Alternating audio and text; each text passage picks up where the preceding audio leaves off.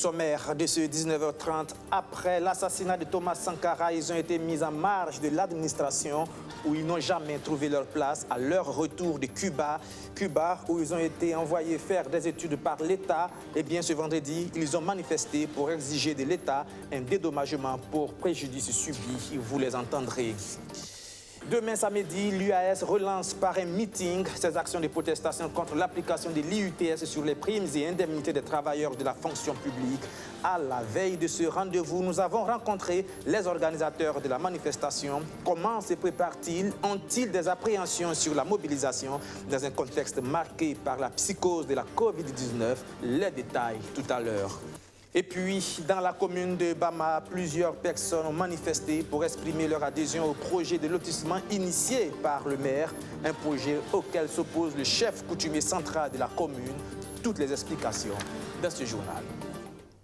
Voilà pour le sommet, bonsoir et bienvenue. Comme annoncé en titre, tout de suite donc, la région des Hauts-Bassins, notamment la commune de Bama, où un projet de lotissement divise. D'un côté, le chef coutumier central de Bama opposé à l'opération et de l'autre, le maire de la commune, initiateur du projet. Ce dernier a d'ailleurs reçu l'appui d'une partie de ses administrés sortis pour manifester leur approbation. Reportage Jacob Zombo, surtout Justin Dabiré. Ces populations de la commune de Bama se disent favorables au lotissement dans leur commune. Elles réaffirment ainsi leur soutien indéfectible aux actions de lotissement du conseil municipal de Bama. Pour elles, ces lotissements constituent un facteur incontournable vers le développement. Nous sommes venus aujourd'hui, c'est pour demander à ce que les lotissements aient lieu, qu'on donne au conseil municipal de pouvoir nous lotir, pour qu'ensemble nous cheminons pour le développement de la commune de Bama. Personne n'est étranger ici. Nous sommes tous frères ici à Bama. L'édile de Bama peut donc compter sur une partie de sa population pour procéder à son projet de lotissement, mais pas sur le chef coutumier central de Bama. Sa Majesté Oumarou Sanou, qui dit avoir le soutien de 20 chefs de village de Bama sur 21, exige du maire l'appurement d'un passif foncier de 350 parcelles loties par l'ancien conseil municipal avant tout nouveau projet de lotissement. On ne refuse pas le lotissement pour le refuser. Et je crois que de par votre micro, je me suis déjà exprimé pour dire moi, le pourquoi effectivement, je refusais, je m'opposais effectivement à ce lotissement. Parce qu'il y a un passif qui est là. Et ce passif, moi-même, j'ai été acteur, j'ai été un membre acteur, et j'ai été un membre actif effectivement de ce passif. Moi, j'ai demandé au maire de faire l'appurement de ce passif-là et nous dit voilà le nombre de parcelles que nous avons trouvées et voilà comment nous avons utilisé effectivement ces parcelles-là. Selon moi, je crois qu'il devait y avoir une commission effectivement qui devait travailler au moins à faire la répartition de ces parcelles. Ça n'a pas été fait. Nous avons demandé au maire effectivement d'assurer d'abord ce passif-là avant de procéder à quoi que ce soit. Si on doit parler de lotissement à Bama, il faut qu'on se dise que ce passif-là, au moins, ça a été apuré, au moins, il n'y a pas de problème. Le chef coutumier central de Bama invite l'ensemble de la population au calme et à la retenue. Les populations favorables au lotissement, elles, interpellent le gouvernement à prendre ses responsabilités dans cette affaire. Là où on est là, le problème de lotissement, là, ça a eu tout le Burkina Faso. Il faut que le gouvernement prenne leurs précautions dès maintenant. Le gouvernement prend leurs responsabilités. Dès maintenant, parce que le problème qui vient à Bama actuellement là, si le gouvernement ne prend pas les responsabilités, ça ne serait pas facile. Parce que comment? Et si un chef de village empêche un lotissement, donc tout le Burkina, il n'y aura pas de lotissement. 22 ans après les premières actions de lotissement dans la localité, la commune de Bama, située à environ une trentaine de kilomètres de Bobo-Dioulasso, s'apprête à vivre sa deuxième phase de lotissement. Mais cette fois, la tâche s'annonce difficile pour le maire et son conseil municipal, malgré le soutien d'une partie de la population. Après la trêve due à la pandémie du coronavirus, eh bien, le Front social rentre de nouveau en ébullition avec, en toile de fond, le bras de fer gouvernement syndicat sur l'épineux dossier de l'UITS. Demain se tient un meeting à l'appel de l'UAS. Dans un contexte marqué par les limitations des grands rassemblements et la psychose de la Covid-19, la question fondamentale, c'est celle de la mobilisation. Quel est l'état d'esprit des organisateurs? Comment comptent-ils s'y prendre? À la veille de l'événement, nous les avons rencontrés. Reportage Arsène Konditamde. À quelques heures du meeting de la coalition syndicale pour exiger la cessation de l'application de l'IUTS, Les petits plats sont en train d'être mis dans les grands. Ni la crise sanitaire, encore moins la mesure de limitation du nombre d'individus par rassemblement ne devrait faire fléchir l'état-major de la lutte. D'autres organisations qui organisent des manifestations d'envergure nationale, nous avons constaté ce qui s'est passé à Fada, à Bobo et puis un peu partout à travers le pays. Les partis politiques organisent des congrès. Je crois que même le parti au pouvoir a son congrès qui arrive, je crois, pour le 11. Je ne pense pas qu'ils vont se limiter à 50 personnes. Sur cette base, nous sommes suffisamment responsables pour l'organisation de l'activité et nous étudions aussi le contexte. Nous estimons aujourd'hui que le contexte est propice pour organiser une telle activité et c'est pourquoi nous l'avons programmé, bien entendu, en Assemblée générale avec l'approbation de nos militants. La mobilisation pourrait être la grande inconnue de l'équation de ce 4 juillet. Mais côté syndicat, il n'y a pas à s'inquiéter. Leurs militants sont plus que déterminés à tenir cette activité pour faire pression sur le gouvernement. Mieux que vous venez demain à la bout du travail, vous comprendrez si nos militants-là sont toujours prêts à continuer la lutte ou pas. De la même manière, quand on est malade, on se bat pour stopper la maladie. De cette même manière, quand on est persécuté et qu'à un moment donné, vous n'êtes plus capable de vivre, vous êtes obligé de vous battre pour vivre. Les travailleurs burkinabés préfèrent venir à ce meeting-là, organiser les actions que nous avons planifiées pour à la fin avoir gain de cause, que de penser à une hypothétique possibilité de contamination et s'asseoir à la maison. Parce que pendant que les gens sont à la maison parce qu'il y a la Covid-19, mais les autres, eux, ils n'arrêtent pas de persécuter les travailleurs et ils avancent. Selon les syndicats, l'après-Covid aurait dû être une période d'accalmie. Mais le gouvernement n'aurait pas eu le réflexe de prendre les mesures qui sied afin d'apaiser les tensions. Que si le président de la République tenait compte qu'au regard du Covid-19, il devrait avoir un certain nombre de mesures sociales qu'on doit prendre, alors ces mesures sociales devraient aussi concerner les mouvements syndicaux parce qu'en France, qui est leur idole, ceux qui sont venus, c'est-à-dire les signataires de la Banque mondiale et du FMI qui leur a conseillé d'impacter l'UTS sur les salaires des travailleurs, là-bas chez eux, Macron a retiré un certain nombre de lois pour permettre d'avoir un apaisement pour pouvoir effectivement traverser cette période-là. Mais comme chez nous, apparemment la question n'est pas à l'ordre du jour, nous n'allons pas effectivement nous résigner, nous allons nous battre pour trouver des solutions aux préoccupations des travailleurs et de nos militants. Le meeting de ce 4 juillet se tient en prélude aux grèves du 8 et 9 juillet prochain sur toute l'étendue du territoire national. Une série de manifestations décidées en Assemblée générale le 18 juin dernier pour exiger de l'exécutif burkinabé la fin du prélèvement de l'impôt unique sur les traitements des salaires. Voilà, un front social qui sera sans doute aussi animé en France dans les semaines et les mois à venir. Ça sera un véritable texte pour le nouveau Premier ministre français, oui, réputé fin négociateur avec les partenaires sociaux. Eh bien, Jean Castex a été nommé Premier ministre en remplacement d'Édouard Philippe. Première étape. Voici le nouveau Premier ministre français, Jean Castex, 55 ans, issu des Républicains, ancien collaborateur de Nicolas Sarkozy et plus récemment connu pour avoir préparé avec son équipe les différentes étapes du déconfinement en France. Un homme de droite, donc, comme l'était d'ailleurs Édouard Philippe, qu'il remplace. Ce changement à Matignon était attendu depuis plusieurs semaines et répond aux nouvelles orientations du quinquennat. Je ne pense pas que ce soit lié aux élections locales. On a déjà dit avant qu'après 2 ans, il fallait tourner la page et ouvrir un nouveau chapitre avec de nouvelles réformes qui arrivent. Il y a de nouvelles choses à l'agenda, de nouveaux sujets sur lesquels nous devons nous concentrer, comme par exemple la protection sociale, la réforme du système de santé, avec l'addition d'une nouvelle branche pour les personnes âgées. Et nous devons nous concentrer plus sur l'environnement également. Donc je pense que ce remaniement, c'est une chose normale à ce moment du quinquennat. Édouard Philippe, lui, part alors que longtemps dans l'ombre d'Emmanuel Macron, il commençait ces derniers mois à s'affirmer politiquement et à gagner en popularité. C'est désormais la mairie du Havre qui l'attend, une place qu'il avait quittée en 2017.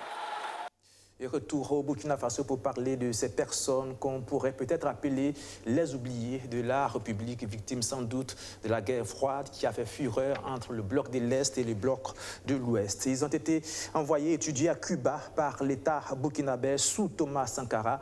Mais après l'assassinat de ce dernier, du père de la Révolution, ils ont perdu toute illusion, abandonnés à leur triste sort à leur retour. Ils réclament aujourd'hui un dédommagement de l'État burkinabé et c'est à travers une conférence de presse suivie d'une marche silencieuse qu'ils ont décidé de se faire entendre ce vendredi, une double manifestation qui a débuté au mémorial Thomas Sankara. Compte rendu, Rémi Lambert-Nébier. Envoyé au pays de Fidel Castro en 1986 par le président Thomas Sankara pour une formation politique, technique et professionnelle, ces anciens étudiants de Cuba considérés en son temps comme les futurs cadres du Burkina ont vu leur carrière se transformer en un mirage. Près de 30 ans après leur retour au pays natal, leurs compétences ne sont pas valorisées ou sont payées en monnaie du singe. Du contingent de 600 étudiants formés à Cuba, seulement 249 sont intégrés à la fonction publique. Tous ceux-ci rencontrent d'énormes difficultés liées à l'équivalence des diplômes, ce qui entrave leur reclassement dans les catégories requises. 275 sont en chômage précaire. Nous déplorons à ce jour 76 décès, dont 5 suicides, 6 malades mentaux et plusieurs camarades en aventure. Depuis près de 3 décennies, ils espèrent une réhabilitation, mais disent se heurter à un mur de silence des autorités. On peut vous montrer ici toutes les audiences que nous avons déposées de 1992 jusqu'à la date d'hier. On n'a pas été écoutés. Nous ne savons pas si notre dossier est évidemment lié à notre père spirituel, on n'en sait pas. Je vous raconte une anecdote tout simplement. Un de nos camarades, même ici présent, il est allé pour légaliser son diplôme dans un commissariat de la place. Quand il a attendu le diplôme, le commissaire a pris ça, il a jeté. Ah, nous on a reçu l'ordre de ne pas légaliser le diplôme cubain. Et ensuite, il y avait un monsieur qui avait fait ses études dans un pays arabe, mais lui, on a légalisé son diplôme. C'est arbitraire. Toujours tenaces dans leur lutte, les 600 anciens étudiants du Cuba ignorés ne comptent pas lâcher prise. Ils exigent une fois de plus des mesures compensatoires. Alors, un dédommagement pour les préjudices subis de 1992 à nos jours, en tenant compte des ayants droit de nos camarades disparus. Deuxièmement, l'équivalence réelle de nos diplômes. Nos diplômes ont été reconnus qu'en 2017. 28 ans plus tard, le plus jeune aujourd'hui a 46 ans. Le point 3 concerne effectivement la reconstitution des carrières de nos camarades qui sont à la fonction publique. Ils sont tous sous-employés. Parce que s'ils avaient tenu compte effectivement des volumes horaires de nos diplômes, ils n'en seraient pas là et nous non plus. Par une marche silencieuse, ces anciens étudiants de Cuba regroupés au sein de l'Association de solidarité et d'amitié Burkina-Cuba-Amérique latine sont allés remettre aux autorités un mémorandum et une lettre ouverte au président du Faso. C'était aussi l'occasion pour eux de rendre hommage à leur père spirituel Thomas Sankara, de qui ils sont orphelins depuis 1987. Chapitre éducation, à présent, 3e conseil de cabinet extraordinaire du ministère en charge de l'éducation nationale. Ce 3 juillet, au menu de la rencontre, d'abord l'organisation des examens du concours 2020 dans un contexte sanitaire et sécuritaire que vous savez très particulier, mais aussi le bilan partiel de la mise en œuvre de la mesure de gratuité de l'école post-primaire. Le point de tout cela, le Père Belgem. Depuis 2007, l'enseignement est officiellement gratuit pour les enfants de 0 à 16 ans dans les écoles publiques au Burkina Faso. Si cette gratuité est effective au niveau du primaire, au niveau du post-primaire, ce n'est qu'à l'année scolaire 2018-2019 que le ballon d'essai a été lancé et après la 2e année de mise en œuvre en 2019 et 2020, des difficultés ont apparu et il était nécessaire de les analyser ensemble afin d'avoir une gratuité effective au post-primaire pour la prochaine année scolaire 2020-2021. Ce point est inscrit en premier au Conseil de cabinet extraordinaire, 3e du genre, du ministère de l'Éducation nationale, de l'alphabétisation et de la promotion des langues nationales. Le gouvernement avait opté pour une solution progressive, c'est-à-dire que commencer donc à réduire donc les frais de participation à partir de l'année scolaire 18-2019 et ensuite 19-20 et faire en sorte que pour l'année scolaire 2020-2021, donc on puisse donc appliquer totalement la gratuité. Mais sur le terrain, il y a énormément de difficultés. Des difficultés liées à cela, aux écoles de la réforme et tout, où on a du mal effectivement à apporter ce qu'il faut pour faire face à cette situation. Et donc il était bon que nous puissions réfléchir et faire un point donc au gouvernement de la situation sur le terrain afin que des orientations nous soient données quant à l'application donc de ces mesures de gratuité. Une autre question, et non moins importante, abordée au cours de ce présent conseil de cabinet, l'organisation des examens et concours de la session 2020. Ces examens interviennent dans un contexte de crise sécuritaire et sanitaire et le tout sur fond de fraude sociale. Malgré ces défis, le MENA-PLN est optimiste eu égard des mesures déjà prises. C'est la question donc de l'organisation des examens donc de fin d'année. L'organisation a démarré, les examens ont démarré par tout ce qui est épreuve sportive à tous les niveaux. Il y en a qui sont achevés, il y en a qui ont démarré il y a quelques jours pour les examens du baccalauréat et qui se poursuivent. Et bientôt, donc à partir du 14 juillet jusqu'au 21 août, donc, nous allons être dans les examens donc, du certificat d'études primaires, du BEPC, du baccalauréat, du BEP, du CAP. Et il était important que face donc aux défis sécuritaires et aux défis sanitaires et aussi à la fraude sociale, nous puissions nous retrouver pour faire le point de l'organisation et travailler à l'organisation réussie de ces examens-là. De ce conseil extraordinaire de cabinet, des solutions aux difficultés liées à l'application de la gratuité dans l'enseignement post-primaire sont attendues et il sera fait aussi le point sur les préparatifs des examens au concours scolaire 2020 dans un contexte de crise sécuritaire et sanitaire. Concernant justement la crise sécuritaire, le département du professeur Stanislas Ouaro prévoit faire le point sur la situation, sur l'élan de solidarité lancé en vue de soutenir les FDS et les personnes déplacées internes. À ce jour, plus de 80 millions de francs CFA ont été mobilisés pour la cause. Il est encore d'actualité le plan national de développement économique et social, le PNDS, dont les membres du comité de pilotage se sont réunis pour la première session ordinaire de l'année, histoire de faire une fois de plus le point sur les acquis et les insuffisances de ce référentiel de développement depuis sa mise en œuvre. Majid Bakouan. La mise en œuvre du plan de développement économique et social s'est déroulée dans un contexte difficile en 2019. Un contexte marqué par le défi sécuritaire, la fraude sociale et la pandémie de la Covid-19. Malgré ces difficultés, des acquis considérables ont été engrangés selon le ministre de l'Économie et des Finances, vice-président du comité de pilotage du PNDS.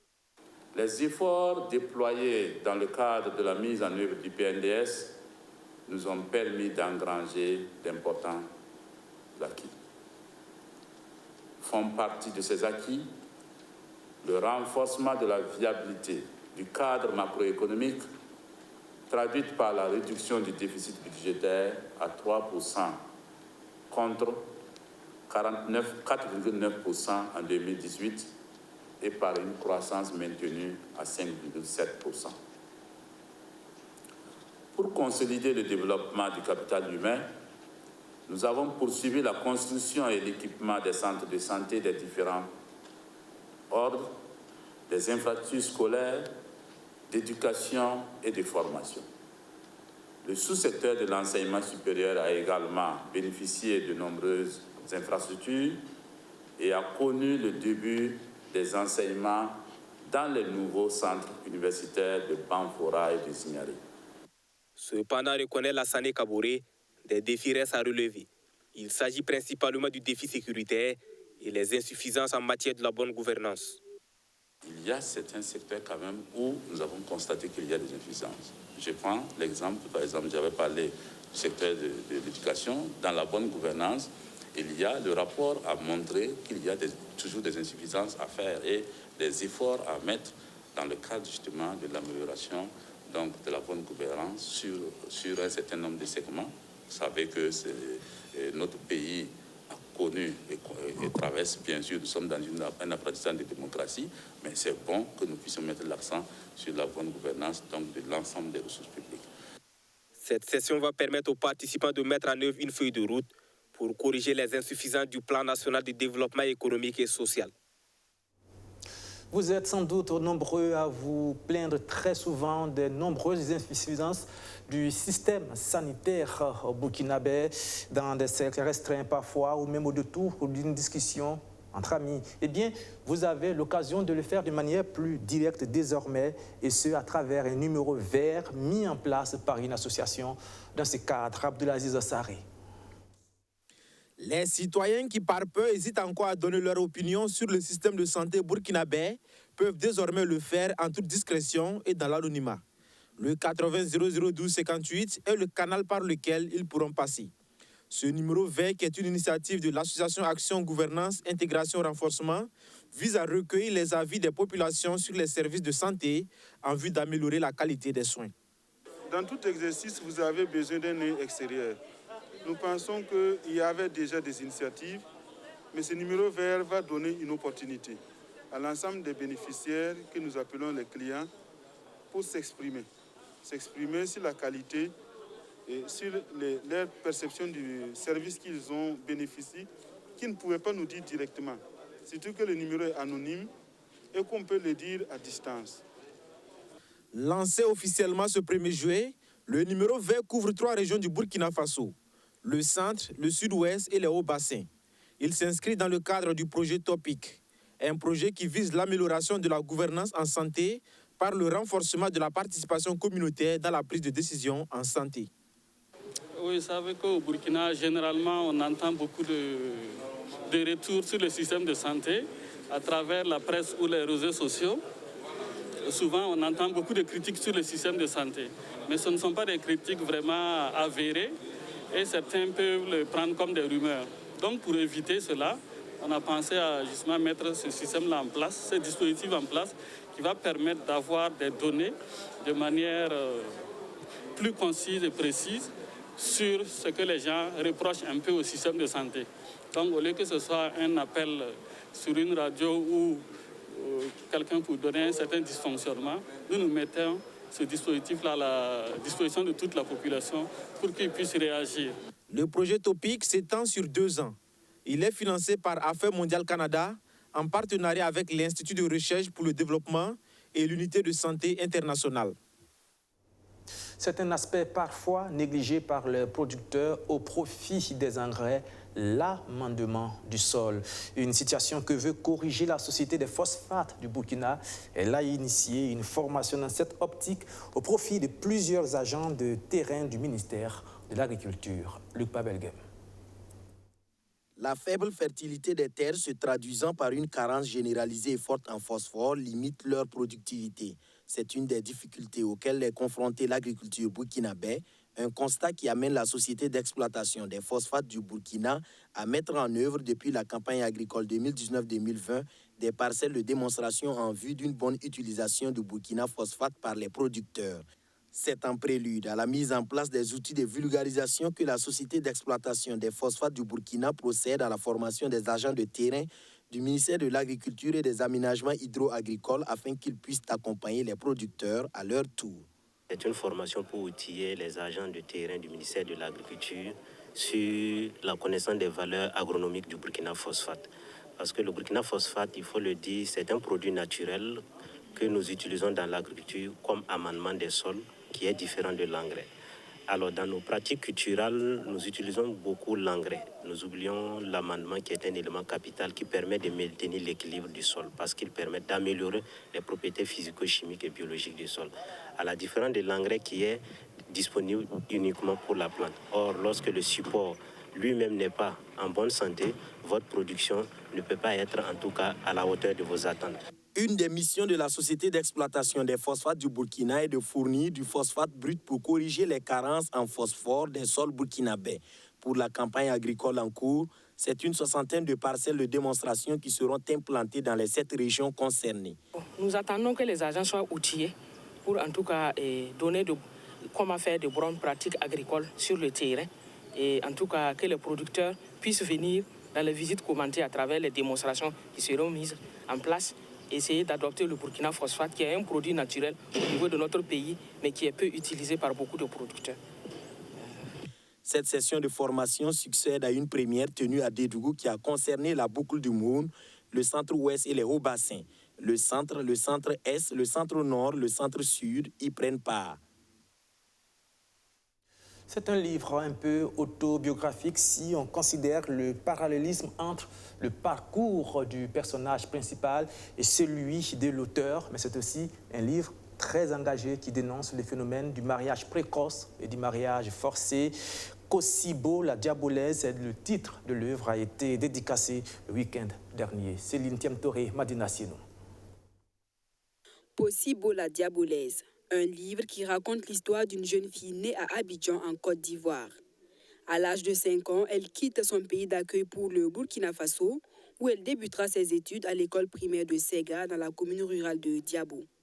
Après l'obtention du BEPC, elle s'enfuit à Ouagadougou pour échapper à un mariage forcé. Dans cet ouvrage de Adama Kaboré, il traite d'autres thèmes d'actualité, comme le terrorisme, la politique et l'incivisme. Kosibo, la diabolaise, comme on l'a déjà expliqué, c'est une œuvre qui est à la fois autobiographique et qui a aussi une part aussi d'imaginaire. Et donc, tout un pan de l'itinéraire de Kosibo, la diabolaise, s'identifie aussi à mon parcours, voilà, notamment son lieu de naissance, c'est son retour qui est à Abidjan, son retour dans la commune rurale de Diabo. Kosibo, la diabolaise, il faut noter, traite d'un thème aussi qui est réel dans la commune de Diabo, puisque le mariage forcé, on a vécu à Diabo, on a vu réellement que c'est une pratique qui avait pignon sur rue dans la localité. Kosibo, la diabolaise, relate une histoire qui peut intéresser la jeune génération, selon le parrain. Il s'est donc procuré 25 livres pour les élèves de sa commune, une manière de soutenir l'écrivain. Ce qui a inspiré le parrainage, comme je le disais tout à l'heure, c'est d'abord soutenir l'initiative d'un jeune qui se bat. Il a sa deuxième œuvre, il n'a pas forcément eu tous les moyens pour cela, mais il a cru, il s'est battu.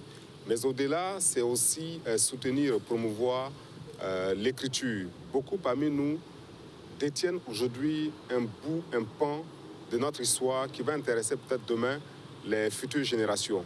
Et il serait souhaitable que nous puissions nous mettre à la tâche, mais en attendant que tout le monde le fasse, si d'autres le font, il faut les soutenir, il faut les accompagner, il faut les appuyer. Deuxième œuvre de Adama Kaboré, Kosibo, la diabolaise est un livre de 148 pages. Il se vend au prix de 4 000 francs CFA et est disponible dans les librairies et alimentations de Ouagadougou. Voilà, et c'est la fin de ce journal. Merci de l'avoir suivi. Restez sur BF1 tout à l'heure à 20h15. Vous aurez rendez-vous avec Rianata Wina pour le journal Moré, 21h00. Le Sport Time avec John Williams Somda. Moi, je vous retrouve demain à 19h30 pour une autre session de l'actualité. Merci, au revoir, à demain.